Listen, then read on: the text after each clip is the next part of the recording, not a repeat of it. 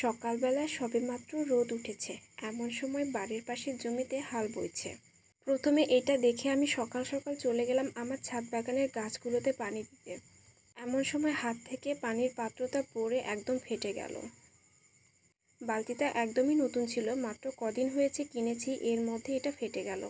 এটা ফাটতে আমার স্ট্রবেরি গাছের কথা মনে পড়ে গেল।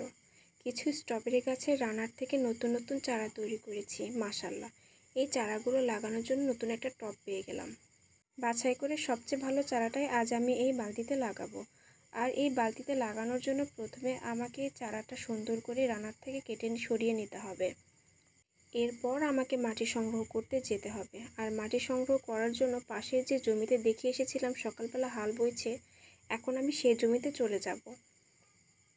আমাদের যখন মাটির প্রয়োজন হয় তখন বাড়ির আশেপাশেই জমিগুলো থেকেই মাটি নিয়ে নিই। গিয়ে দেখি জমিতে এখনও হাল বোয়া শেষ হয়নি। আর এজন্য কিছুক্ষণ অপেক্ষা করলাম, কারণ মাটিগুলো একদমই ঝুরঝুরে আর নরম হলে সেই মাটিতে গাছ লাগাতে খুব ভালো হবে। দাঁড়িয়ে থেকে গ্রামের এই সৌন্দর্যটা উপভোগ করছিলাম, সেই সাথে আমার অপরাজিতা গাছে প্রচুর ফুল ফুটেছে দেখছি। এদিকে হাল বোয়া শেষ আর আমি চলে গেলাম একটু মাটি নিতে। গ্রামে ছাদ বাগান করতে চাইলে মাটির অভাব হয় না। বাড়ির আশেপাশে এই জমিগুলো থেকে প্রচুর মাটি সংগ্রহ করা যায়। আর জমির মালিকদের সাথে একটু ভালো সম্পর্ক থাকলে তারা কিছুই বলে না। বালতি ভর্তি করে মাটি নিয়ে এখন আমি ছাদ বাগানে চলে যাব। এই মাটিটা প্রথমে প্রসেসিং করে নিতে হবে, কারণ এই মাটিতে সরাসরি গাছ লাগালে গাছে পর্যাপ্ত পরিমাণের পুষ্টির অভাব হবে। এজন্য আমি এক টুকরো খোল দেব প্রথমে এই গাছে।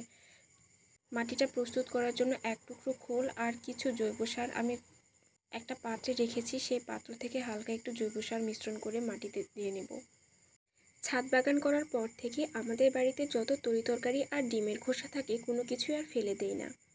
সব কিছু নিয়ে এসে ছাদ বাগানের একটা বালতিতে জমা করে রাখি। মাঝে মাঝে এগুলো শুকিয়ে গাছের গোড়ায় দিই, আবার মাঝে মাঝে এগুলো পানির সঙ্গে পচে সেই পচা পানিটা গাছের গোড়ায় দিয়ে দিই। এতে করে আমার সেই ছোট্ট টবে আর গাছের পুষ্টির অভাব হয় না। প্রত্যেকটা গাছের জন্য খোল ভিজানো পানিটা খুব ইম্পর্টেন্ট। খোল ভিজানো পানি গাছের গ্রোথ অনেক বেশি ধরে রাখে। আমি এখন এক টুকরো খোল এই মাটির সঙ্গে মিশিয়ে দিয়ে দেব। আস্তে আস্তে মাটির নিচে এই খোল আর এই তরকারির খোসাগুলো জৈব সার হয়ে যাবে।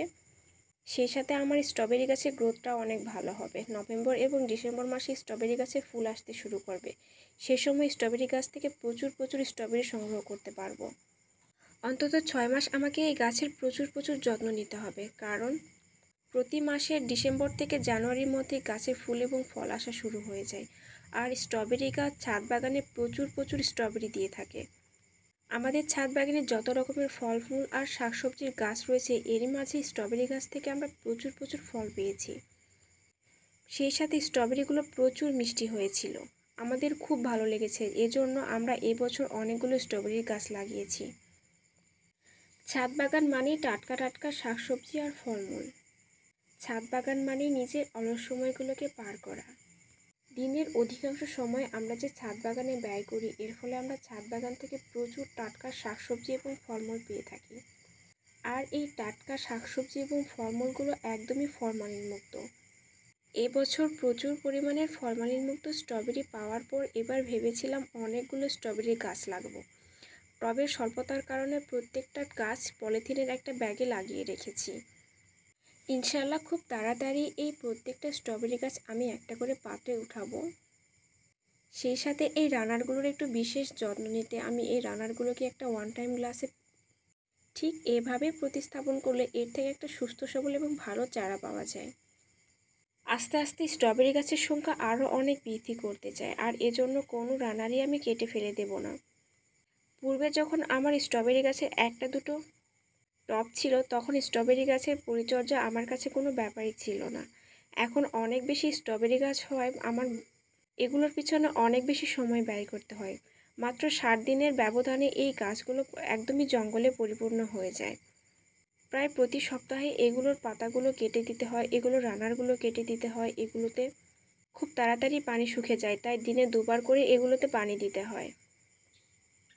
মূলত স্ট্রবেরি গাছ লাগানোর পর থেকে আমার ছাদ বাগানের কাজগুলো অনেক বেড়ে গিয়েছে। আমাদের ছাদ বাগানে বস্তা, ব্যাগ, পলিথিন সব কিছুতেই গাছ লাগানো রয়েছে। একটা গাছ লাগাতে আমাদের ছাদ বাগান এখন কত বড়!